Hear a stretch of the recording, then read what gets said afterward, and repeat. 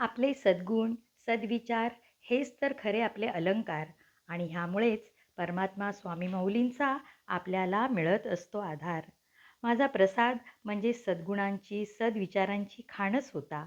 कुठेही औषधाला सुद्धा त्यात उणीव कधी मलाही जाणवली नाही, कधी दिसली नाही. लहानपणापासून छोटे छोटेच प्रसंग, पण त्यातून वाढत जाणारी त्याच्या प्रामाणिकपणाची उंची शेवटपर्यंत मला पाहायला मिळाली. खरंच ही आई किती भाग्यवान. आज आपण त्याच्या प्रामाणिकपणाचा असाच एक प्रसंग ऐकणार आहात. मित्रहो, नमस्कार. स्वामी प्रसाद प्रेरणा ह्या यूट्यूब चॅनलमध्ये आपल्या सर्वांचे स्वागत. परमेश्वर कृपेने आपण सर्वजण आनंदात आहात ही सदिच्छा.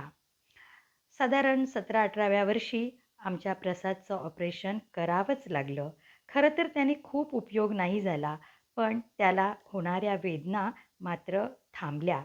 पण प्रसादची तब्येत मात्र आता ढासळू लागली. आधाराने बसणंही आता त्याला अशक्य होऊ लागलं. माझ्या मनामध्ये एक वेडी आशा की कदाचित थोड्या दिवसाने माझा प्रसाद पहिल्यासारखा बसेल, रियाज करेल, चित्र करेल.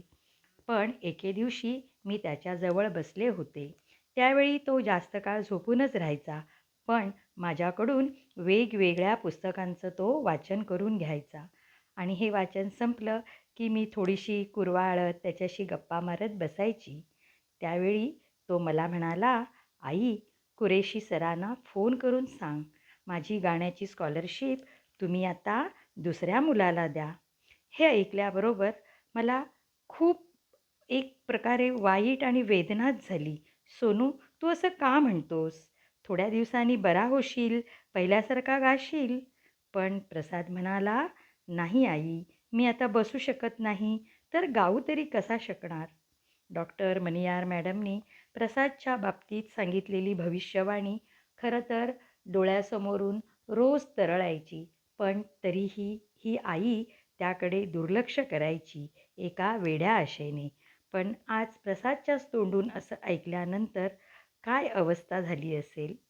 पण तरीही त्याच्या मनाची अवस्था आणि त्यापेक्षा त्याचा तो प्रामाणिकपणा खरंच हिमालयापेक्षाही मोठा होता. अशा प्रकारे प्रसादची तब्येत ढासळून पुढे कदाचित हे सगळं खरंच होणार होतं, डॉक्टर मणियार मॅडमनी जे निदान केलं होतं ते. पण तरीही स्कॉलरशिप लगेच दुसऱ्या मुलाला द्यायचा विचार हा कदाचित आम्हाला पटकन सुचलाही नसता.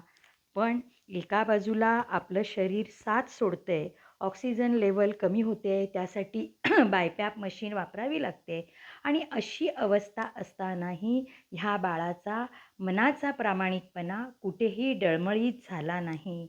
आणि खरंच अशा प्रामाणिक मनाचा ठाव घ्यायला शेवटी परमात्मा स्वामी माऊलीला धाव घ्यावीच लागते. ही धाव तिने कशी घेतली हे आपण पुढच्या भागांमध्ये ऐकणारच आहात. दुसऱ्या दिवशी मी थोड्याशा दुःखद अंतःकरणाने सैफ कुरेशी सरांना फोन केला. सैफ कुरेशी सर हे रोटरी क्लबचे वरिष्ठ मेंबर. त्यांच्या अनेक सोशल ॲक्टिव्हिटी ACC डेज ह्या शाळेमध्ये चालत आणि त्यावेळी प्रसादची अनेक वेळा त्यांनी गाणी ऐकली होती. प्रसादची गाणी त्यांना खूप आवडायची आणि प्रसाद गाणे शिकतोय हे ज्यावेळी त्यांना कळलं, त्यावेळी त्याच महिन्यापासून त्यांनी प्रसादची जी फी होती ती स्कॉलरशिप म्हणून द्यायला सुरुवात केली. ही सुद्धा परमेश्वर स्वामी माऊलीची कृपाच. पण जेव्हा दुःखद अंतःकरणाने मी स्कॉलरशिप बंद करण्याबाबतचा प्रसादचा निरोप त्यांना सांगितला, तेव्हा तेही क्षणभर काहीच बोलले नाहीत. त्यांनाही खूप वाईट वाटलं, कारण स्पायनल मस्क्युलर ॲट्रोफी ही प्रसादची व्याधी आणि त्याचं शेवटी काय होतं हे त्यांना सर्व माहीत होतं. पण प्रसादचा इतका मोठा प्रामाणिकपणा पाहून त्यांना प्रसादचा खूप अभिमान वाटला. त्यांनी सांगितलं, "प्रसादला तुम्ही असं सांगा की तुझी स्कॉलरशिप कायम चालूच राहील.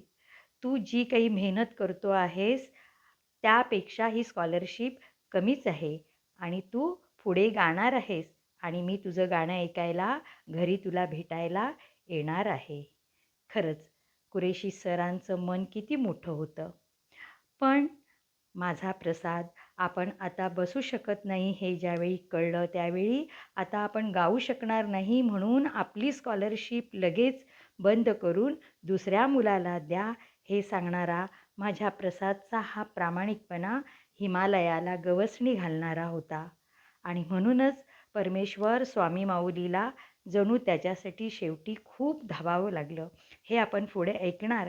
पण त्याही आधी पुढील भागामध्ये असाच एक प्रसादच्या प्रामाणिकपणाचा पराकोटीचा प्रसंग, पराकोटीचा प्रामाणिकपणा काय असतो हे दाखवणारा प्रसंग आपण ऐकणार आहात. मित्रहो, तूर्त मी आता इथेच थांबते. नमस्कार, धन्यवाद. श्री स्वामी समर्थ.